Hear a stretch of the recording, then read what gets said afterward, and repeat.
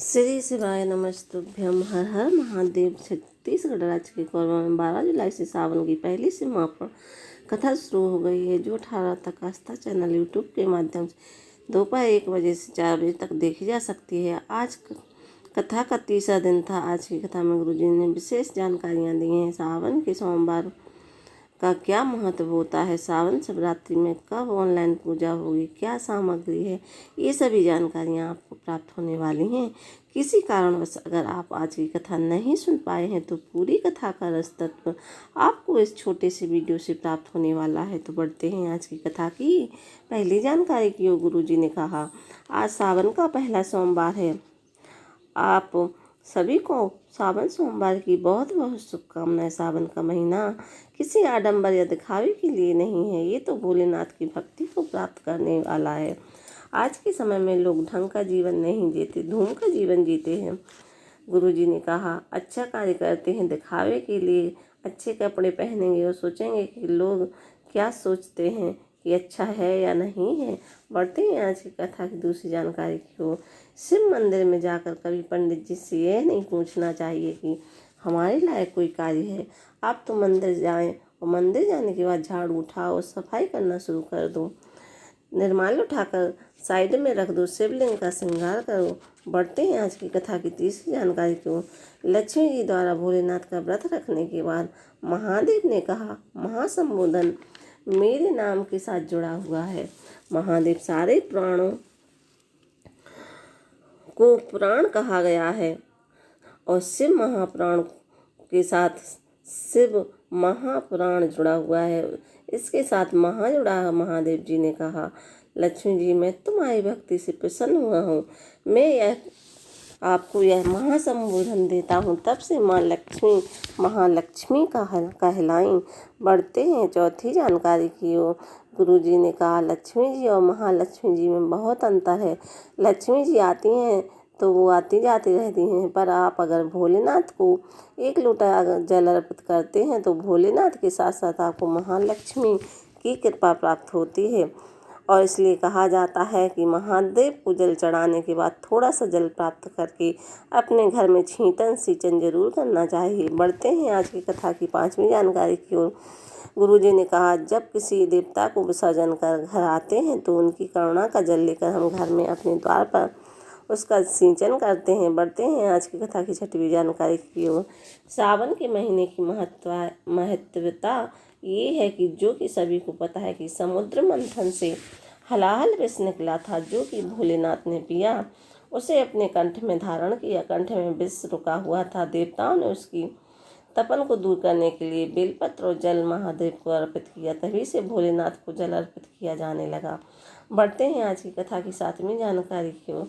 कई माताएं कहती हैं, गुरुजी 12 महीने शिवरात्रि आती है, 12 महीने ही शिवरात्रि की पूजन ऑनलाइन अभिषेक करवाया करें, सिर्फ सावन की शिवरात्रि में ही क्यों करवाते हैं। तो गुरुजी ने कहा, इतना संभव नहीं है, नहीं तो हम जरूर करवाते।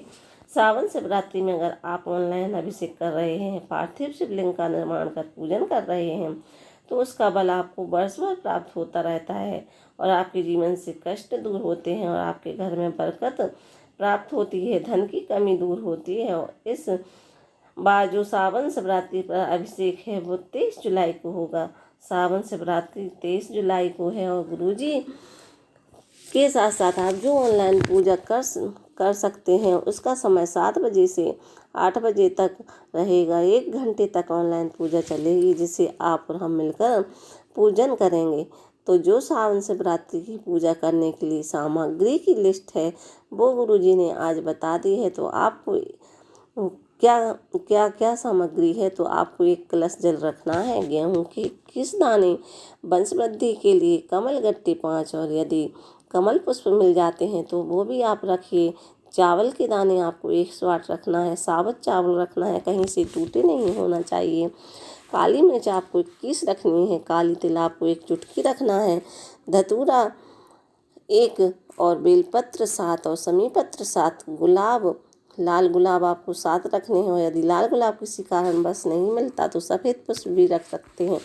और गोल सुपारी आपको 3 रखना है, जिसमें 1 से गणेश जी बनेंगे, दूसरी सुपारी का प्रयोग गौरा जी बनाने के लिए करेंगे, तीसरी सुपारी का प्रयोग संकल्प के लिए करेंगे। इस तरह से 3 सुपारी आपको रखना चाहिए। जनेऊ का जोड़ा 2 चाहिए, 2 इलायची, 2 लौंग, देसी घी के 2 दीपक आपको रखने चाहिए। एक पूजन करते समय जलेगा, दूसरा आरती के लिए चाहिए। फल आपको 5 रखना है। मिठाई में गुड़ या शक्कर, जो सामग्री आपके पास है, जो आपके ऊपर है, वो आप रख सकते हैं। इत्र रखना है, पीला चंदन रखना है, मौली, कलावा, कपूर, पंचामृत आपको कटोरी में बना के रखना है। दूध, दही, घी, शक्कर, शहद, आप ये 5 चीज़ मिलाकर रख सकते हैं। और आपको ये सब चीज़ें अलग अलग भी रखना है। फिर हल्दी की गांठें, पिसी हल्दी भी रख सकते हैं। रोली रखना है। अबीर, गुलाल, मेहंदी और काली मिट्टी शिवलिंग बनाने के लिए होनी चाहिए। और जब आप पूजा पर बैठें तो शिवलिंग पहले से आपको तैयार करके रखना है। सारी चीज़ें थाली में व्यवस्थित करके रख लीजिएगा और शिवलिंग तैयार करके रख लीजिएगा। और श्री शिवाय नमस्तुभ्यम बोलते हुए आपको अभिषेक पूजन करना है। टीवी या फोन चला लेना है। जो भी सामग्री अर्पित करेंगे वो आपको श्री शिवाय नमस्त बोलते हुए अर्पित करनी है। इस तरीके से आपको पूजन अभिषेक करना है। बढ़ते हैं आज की 8वीं जानकारी। गुरुजी ने कहा, अगर किसी के घर में शिवलिंग भी नहीं है, मंदिर भी नहीं जाता, वर्ष भर मंदिर नहीं गया, पूजन नहीं किया, पर अगर आपने श्रावण शिवरात्रि पर सावन के महीने में 1 कलश जल अर्पित भोलेनाथ को किया है तो गुरुजी ने बताया बाबा उसे धन धान से भर देते हैं। उसके घर में किसी चीज़ की कमी नहीं रहती।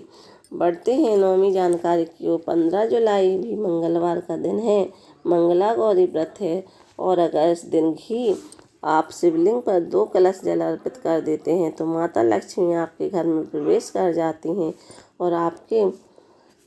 और इसके साथ 108 सामग्री शिवलिंग पर रोज अर्पित कर सकते हैं। सावन का महीना चल रहा है। यदि आपने सावन के सोमवार को 108 कोई सामग्री अर्पित नहीं की है तो आप मंगलवार को मंगला गौरी व्रत को 108 बेलपत्र या 108 मूंग के दाने या 108 काली तिल या 108 काली मिर्च या 108 समी पत्र या 108 गेहूं के दाने, जो सामग्री मिल जाए, पुष्प की पत्तियां या पुष्प अर्पित कर सकते हैं। सुबह के समय आप अर्पित कर सकते हैं। सुबह नहीं जा सकते तो आप शाम के समय पर भी आप अर्पित कर सकते हैं।